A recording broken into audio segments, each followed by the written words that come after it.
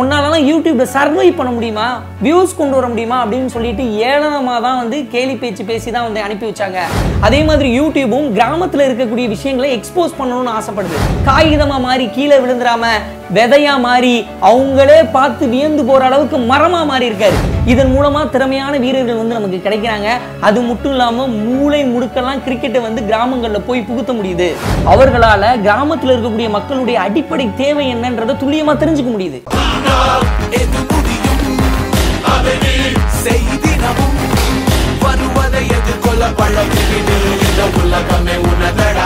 Hi Shah vibe செல்லகுட்டீஸ், நான் உங்க RJ Shah. நம்ம ஷா பூ த்ரீல திங்கக்கிழமை, புதன்கிழமை, வெள்ளிக்கிழமை, சனிக்கிழமை காலையில 10 மணிக்கு உங்களுக்கான வீடியோஸ் எல்லாமே வந்துடும். வில்லேஜ் குக்கிங் சேனல் ஒரு பெரிய அரசியல் தலைவர் வந்து அவங்கள வந்து மீட் பண்ணியிருக்காங்க. நான் எப்படி பார்க்குறேன் இந்த விஷயத்த, நம்ம ஷா வைப் செல்லகுட்டீஸ் எப்படி பார்க்குறாங்க அப்படின்னு வந்து பார்த்தீங்கன்னா, வில்லேஜ் குக்கிங் சேனல் புதுக்கோட்டையில் இருக்கக்கூடிய வீரமங்கலம் அப்படின்ற ஒரு ஏரியாவில் அவங்க ஃபஸ்ட்டு வந்து யூடியூப் ஆரம்பிக்கிறதுக்கு முன்னாடி பாம்பேயில் இருக்கக்கூடிய ஒரு கம்பெனி வந்து அவங்களுடைய வெப்சைட்டை வந்து எடுத்துக்கிட்டாங்க. எடுத்துக்கிட்டதுக்கு அப்புறம் எங்ககிட்ட நீங்கள் வேலை பாருங்க அப்படின்னு சொல்லிட்டு தான் வில்லேஜ் குக்கிங் சேனலுடைய எம்டி ஃபவுண்டர் சுப்பிரமணியம் அவர்கிட்ட வந்து சொன்னாங்க. ஆனால் அவர் என்ன சொன்னார்னா, இல்லை நான் வந்து யூடியூப் ஆரம்பிக்க போகிறேன் அப்படின்னு சொல்லிட்டு கிளம்பி அவர் ஊருக்கு வரும்போது, உங்கள் கிராமத்தில் ஒய்ஃபை இருக்கா, உங்கள் கிராமத்தில் சிக்னல் இருக்கா, உன்னாலலாம் யூடியூப்ல சர்வை பண்ண முடியுமா, வியூஸ் கொண்டு வர முடியுமா அப்படின்னு சொல்லிட்டு ஏளனமாக தான் வந்து கேலி பேச்சு பேசி தான் வந்து அனுப்பி வச்சாங்க. ஆனால் அதே வில்லேஜில் மரத்து மேலே ஏறி நின்று எங்கெல்லாம் சிக்னல் வருதோ அங்கெல்லாம் சிக்னலை ஃபைண்ட் அவுட் பண்ணி அந்த ஏரியாக்களில் வீடியோக்களெல்லாம் அப்லோட் பண்ணி அந்த கிராமத்தை வச்சே சக்ஸஸ்ஃபுல்லாக மாறி இருக்காரு சுப்பிரமணியம் அவர்கள். அது மட்டும் இல்லாமல் அவர் வந்து பட்டதாரி, அவங்க குடும்பத்தில் அவங்க தலைமுறையில் வந்து முதல் பட்டதாரி. எம்காம் எம்ஃபில் படித்து முடிச்சுட்டு காலேஜில் வேலைக்கு போனாப்புல.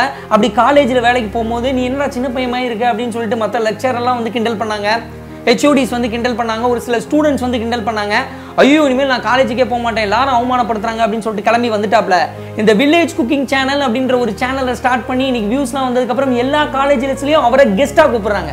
லெக்சரராக அக்செப்ட் பண்ணல ஒரு காலேஜில், ஆனால் 10-15 காலேஜில் இன்னைக்கு கெஸ்ட்டாக வந்து கூட்டிகிட்டு இருக்காங்க.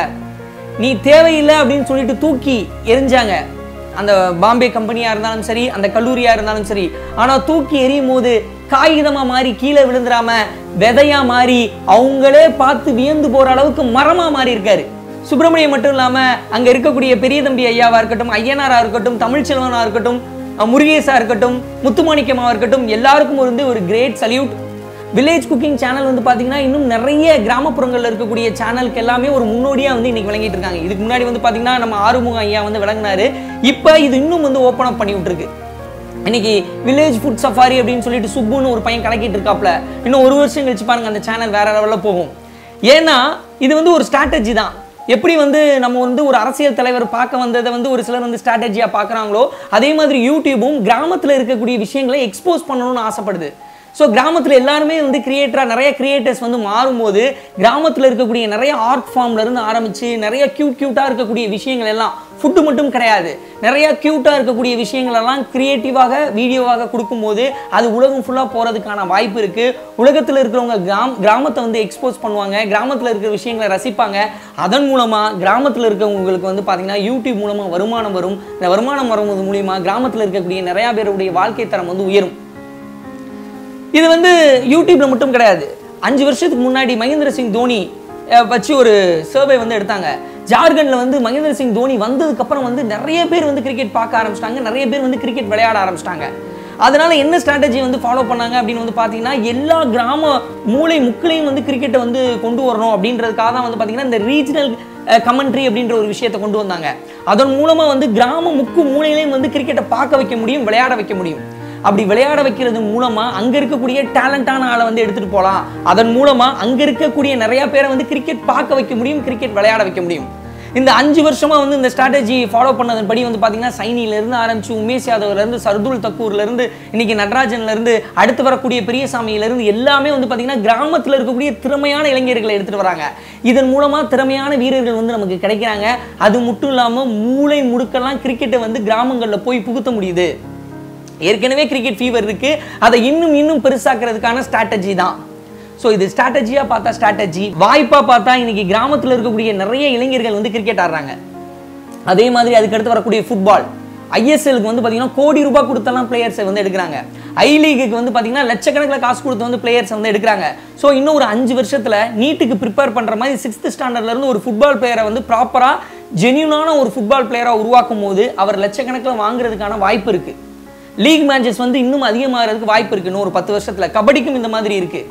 அது மட்டும் இல்லாமல் இந்த ஐஏஎஸ் அகாடமி ஒன்றில் வந்து நான் பேசிகிட்டு இருந்தேன், ஒருத்தவங்கள்ட்ட பேசிகிட்டு இருந்தேன். அப்படி பேசிகிட்டு இருக்கும்போது அவங்க என்ன சொன்னாங்க அப்படின்னு வந்து பார்த்தீங்கன்னா, ரீசன்ட் டேஸாக லாஸ்ட் வந்து ஒரு 7-8 இயர்ஸாக நிறைய வந்து வில்லேஜ் ஸ்டூடெண்ட்ஸ் வந்து அவங்க என்ன பண்ணுறாங்க அப்படின்னு வந்து பார்த்தீங்கன்னா, ஐஏஎஸ் அதுக்கப்புறம் கவர்மெண்ட் எக்ஸாம்ஸ்லாம் வந்து நிறைய எழுதுறாங்க. அவங்களுக்கு வந்து நிறைய வந்து ஆப்பர்ச்சுனிட்டி இருக்குது. இப்போ ஜெய்சீலன் அப்படின்னு இப்போ உதாரணத்துக்கு வந்து பார்த்தீங்கன்னா, இப்போ ஜெய்சீலன் அப்படின்னு ஒருத்தர் இருக்காரு. பட்டி வீரன் பட்டி அப்படின்ற இடத்துல தான் வந்து படித்தார். தேனி டிஸ்ட்ரிக்ட் அவருடைய சொந்த ஊர் வந்து பார்த்தீங்கன்னா கொங்குவார்பட்டி தான். அங்கே படித்து அங்கே கவர்மெண்ட் ஸ்கூலில் படித்து தமிழ்லே எக்ஸாம் எழுதி வந்து பார்த்தீங்கன்னா இன்றைக்கி 4th அட்டெம்ப்டில் வந்து வின் பண்ணியிருக்காப்ல ஐஏஎஸில். முருகானந்தம்னு ஒருத்தவர் வந்து பார்த்தீங்கன்னா அவர் கோயம்புத்தூர்லேருந்து பக்கத்தில் ஆனைமலை அப்படின்றதுக்கு பக்கத்தில் இருக்கக்கூடிய ஒரு கிராமம் தான். கவர்மெண்ட் ஸ்கூலில் படித்து தமிழ்லே எக்ஸாம் எழுதி அவரும் வந்து ஐஏஎஸ்ஸாக மாறி இருக்காரு. மாறினது மட்டும் இல்லாமல் இந்த கிராமத்திலிருந்து ஐஏஎஸ் படிக்கிறதுக்கு வரும்போது என்ன ஆகுது அப்படின்னு வந்து பார்த்தீங்கன்னா, அவர்களால் கிராமத்தில் இருக்கக்கூடிய மக்களுடைய அடிப்படை தேவை என்னன்றதை துல்லியமாக தெரிஞ்சுக்க முடியுது. அவங்களுக்கு என்ன பிரச்சனை அப்படின்றத ஈஸியாக ஃபைண்ட் அவுட் பண்ண முடியுது. அவங்க வந்து நேர்காணலில் வரும்போது அவங்க போடக்கூடிய அந்த பிளான் வந்து பார்த்தீங்கன்னா எளிய மக்களுக்கு சென்றடைகிற வகையில் வந்து இருக்குது. அதனால கிராம மக்கள் நிறைய பேர் வந்து இந்த கவர்மெண்ட் எக்ஸாம் எழுத வாங்க அப்படின்ற ஒரு விஷயத்தை தான் வந்து சொல்கிறாங்க.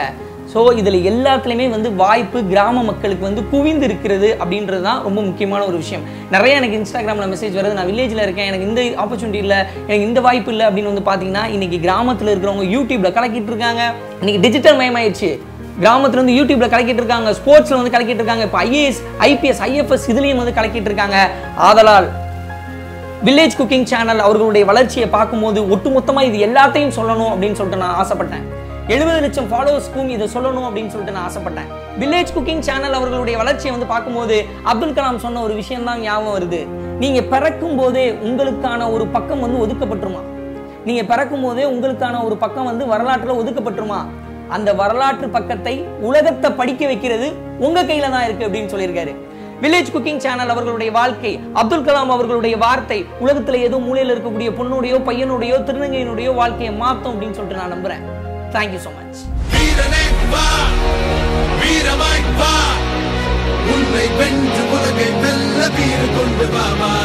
ஆயிரத்தை தாண்டி போனால் ஓடியில நீ